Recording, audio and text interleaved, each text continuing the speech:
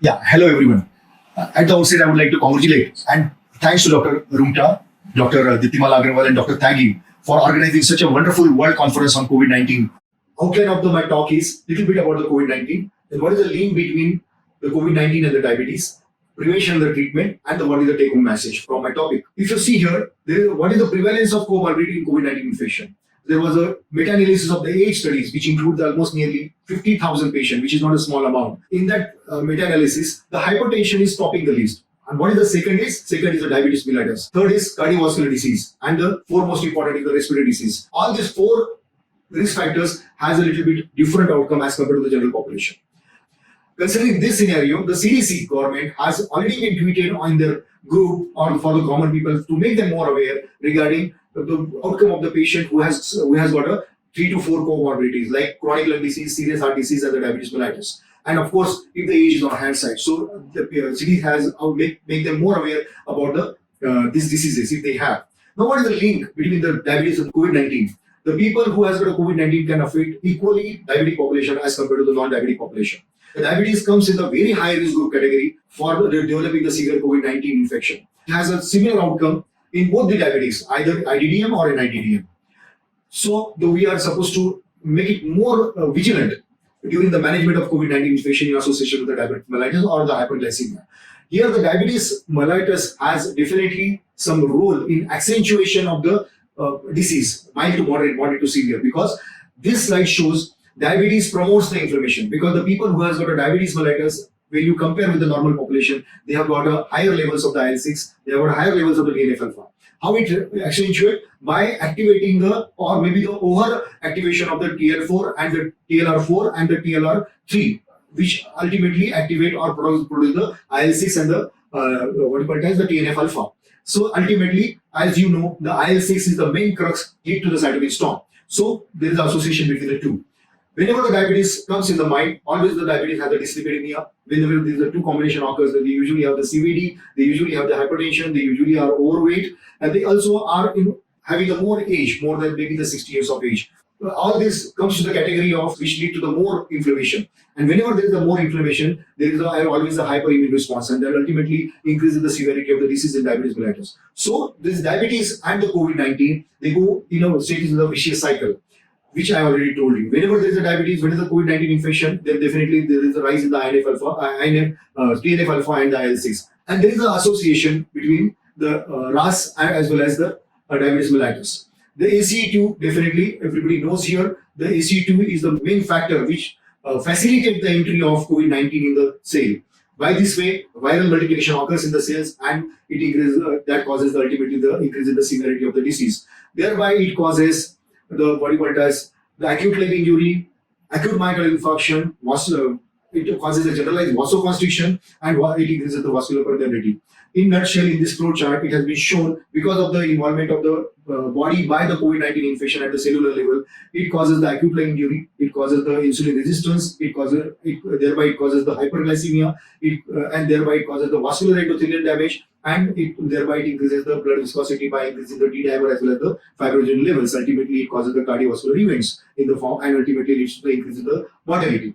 This is the hyperglycemia which really troubles us not only in COVID-19 but as well as the sepsis, which ultimately lead to the multi-organ failure in the setting of maybe in COVID-19 infection, because it causes the immune dysfunction, it causes the hemodynamic disturbances, and also it affects the tissue as well. Ultimately, it leads to the oxidative stress on the body. Two countries which has published the good papers, two from China, two from UK. The people who has got a well-controlled diabetes mellitus, they have got a good outcome as compared to the people who has got a HbA1c more than 7.5, they have got a worse outcome. The Chinese CDC also declared that the fatality rate was almost like 0.9% who doesn't have any risk factor as compared to the people who has got a diabetes mellitus, where the fatality rate was 7.3%. This is really scary. So what is the important line is the people who are having the good survival, that is up to 98.9%, where the in which population where the diabetes was well under control, HbA1c level less than 7.5, as compared to the population which was uncontrolled, which was, the mortality rate was almost 11%. Coming to the prevention and the treatment part of it, as soon as the patient gets hospitalized or maybe the critical cases, you are supposed to monitor the glucose very, very frequently to maintain the sugar less than 180, which is the maximum what we can do into it, and control the sugar by different means, including the insulin therapy. And at the time of discharge, the patient is getting discharged. That time, you are supposed to tailor made the therapy for that particular patient. This is the consensus which is recommended for COVID-19 and the metabolic diseases, where in inpatients, you are supposed to maintain the sugar between 108 to 180 milligram per cent. And also, one should avoid by monitoring the glucose very frequently, the hypoglycemia, which is another very risk factor during the management of the COVID. This is very, very important slide. Here we can understand which drug to be continued. Because any patient coming with the diabetes, they or maybe severe diabetes, they usually on a metformin, they usually on a SGLT2 inhibitor, DPP4 inhibitor, or some patients on a may receive the pioglitazone or as well the insulins. So in that scenario, which drug to be stopped when the patient is getting admitted in a hospital or in ICU? Amongst all this, the two very, very important drugs to be stopped during the moderate to severe disease is SGLT2 inhibitor as well as the pioglitazone. Why? Because as you know, SGLT2 inhibitor causes the diuresis. In the severity of the disease, patient may not take the sufficient intake. In that scenario, already the patient is in hypovolemia. If you continue this SGLT2 inhibitor, in that scenario, patient can further land up in a more hypovolemia, and thereby it increases the chances of going for the AKI. That is very, very important to look into it. Why pioglitazone? Because as you know, the pioglitazone has a tendency of water retention. So in that scenario, it will add to further aggravate the situation of the lung and further causes the hypoxic injury to the lung, and thereby increases the chances of progression of the severity as well. So these are the two very, very important drugs to be kept in mind while managing the diabetes mellitus in COVID-19. Of course, among this, if the patient is having the ACE2 inhibitors, to be used cautiously, but then if the patient has, for example, the severe disease, it can be stopped or it can be avoided. Another ARB also the same, because it also has a tendency to go for what you call as the AKI. Definitely, NSAID is out of the question, at least while managing the COVID-19 infection, because there are almost chances of going for the AKI. Now coming to the crux of the talk is management of hyperglycemia.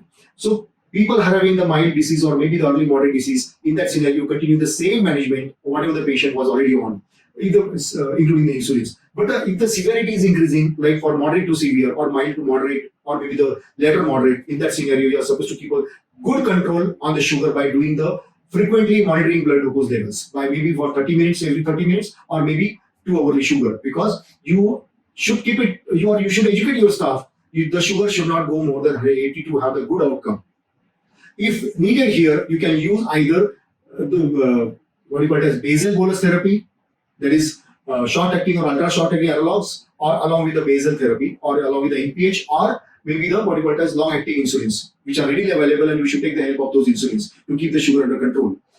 If it is not getting control, as well, another condition like if the patient is presented with the DKA or what you call it as the HHS, in that scenario, straight will go with the selection of the intensive insulin therapy by the insulin pump, so that you can control the sugar in a very few hours of time. During this management, you should keep the track on not only the hyperglycemia, but as well as you should prevent the hypoglycemia, because another thing is hypoglycemia is another very notorious thing to have the very bad outcome during the management. Sometimes the hypoglycemia can per se cause the acute myocardial infarction or maybe the stroke. That has been well known fact in the management of the diabetes mellitus during our non-COVID patients. So what is the crux is more frequent blood glucose monitoring is very, very important during the management of the COVID patients.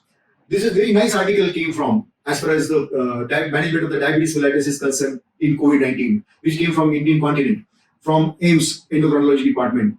Yash Gupta, Nikhil Tangan and their group.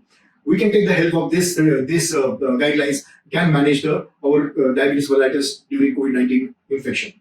If the patient is coming to the hospital or maybe the COVID OPD, in that scenario, you are supposed to take the sugar at the first level. If the sugar is normal, forget about it. But even if the patient is having the COVID severe disease, go on doing the sugar safely frequently, maybe post-lunch sugar to begin with. Step 2 is if you found to be have the diabetes, then go for the fasting post-lunch level.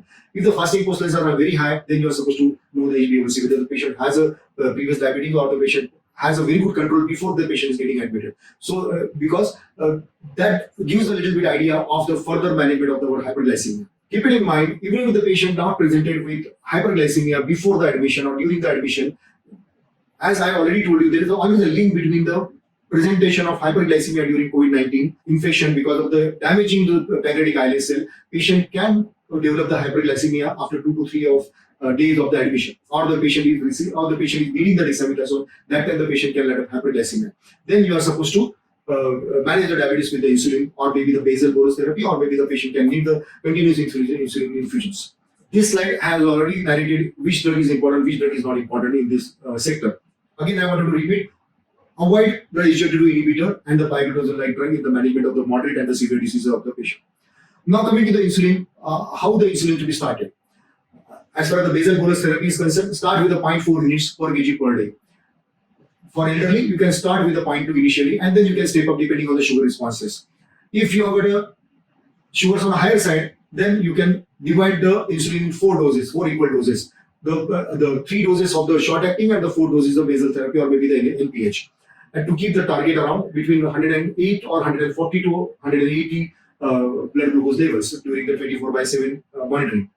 If the patient doesn't have the previous diabetes, and the patient is getting hyperglycemia after hospitalization, so in that scenario, you can calculate the dose with 0.2 units per kg per day.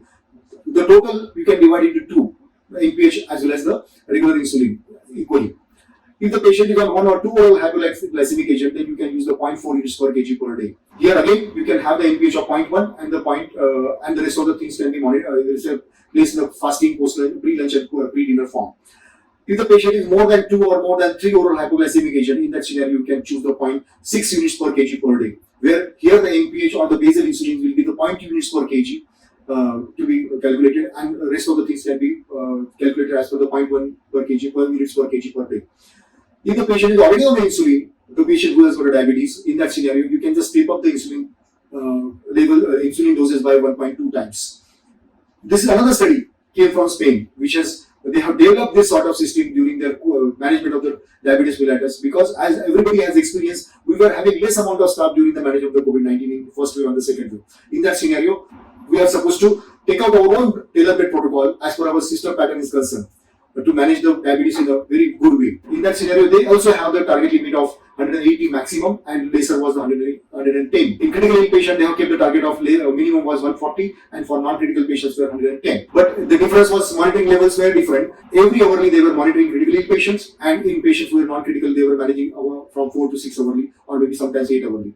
Coming to the special situation, as you know, the steroid is the hallmark of the treatment of the patient of COVID-19 infection, where the patient is needing the oxygen supplementation, or maybe during the ventilator management. In that scenario, as you know, the steroid reduces the mortality in this sort of patient. But at the same time, you cannot forget the corticosteroid therapy is a double-edged sword, where it impairs the glucose metabolism, and well as it also causes the life-threatening situation like the HHS or maybe the DKA. At the same time, you should not forget the link between the COVID-19 and the onset of the hyperglycemia, the damaging to the pancreatic islet cell, which induces the hyperglycemia. These 2-3 things, if you keep it in mind, you will definitely score over the management of the diabetes mellitus and the reduction in the mortality is concerned.